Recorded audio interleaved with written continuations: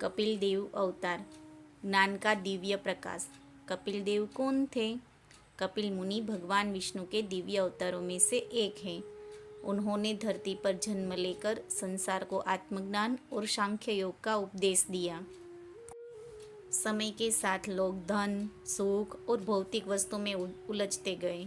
वे सोचते थे यही सब कुछ है। कोई आत्मा के बारे में नहीं सोचता था, कोई भगवान को याद नहीं करता था। ऋषि मुनि भी कभी कभी केवल बाहरी कर्मकांड में उलझ जाते थे। धरती पर धीरे धीरे अज्ञान का अंधकार फैलने लगा।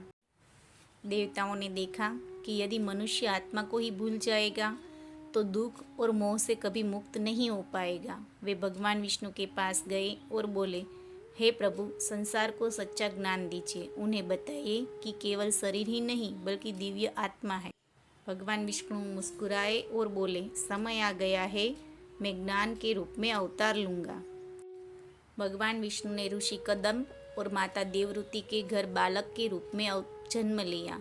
जन्म के समय उनके चारों ओर एक अद्भुत प्रकाश फैल गया। माता देवहूति ने अनुभव किया, यह बालक साधारण नहीं है।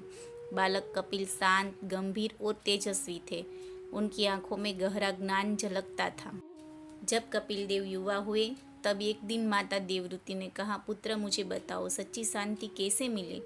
कपिल देव ने अत्यंत मधुर स्वर में कहा, माता, मनुष्य शरीर नहीं, वह शुद्ध आत्मा है। जब हम शरीर को यही सब कुछ मान लेते हैं तभी दुख शुरू होता है। उन्होंने सांख्य योग समझाया, प्रकृति और पुरुष का भेद, आत्मा और शरीर का अंतर, भक्ति और ध्यान का महत्व। माता का हृदय ज्ञान से भर गया।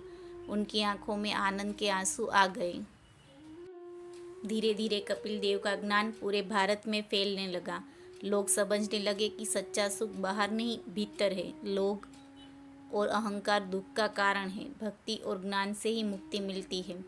धरती पर ज्ञान का उजाला फैल गया। अवतार की विशेषता क्या है? कपिल देव ने किसी राक्षस से युद्ध नहीं किया। उन्होंने तलवार नहीं उठाई। उन्होंने अज्ञान से युद्ध किया और यह युद्ध ज्ञान से जीत गया। इस कथा की सीख है कि सबसे बड़ी शक्ति ज्ञान है। आत्मा को पहचानो, भगवान से प्रेम करो, सच्चा सुख भीतर खोजो। और अब बच्चों, अगले एपिसोड में एक और दिव्य रहस्य खुलेगा। जानेंगे भगवान विष्णु के एक नया अवतार।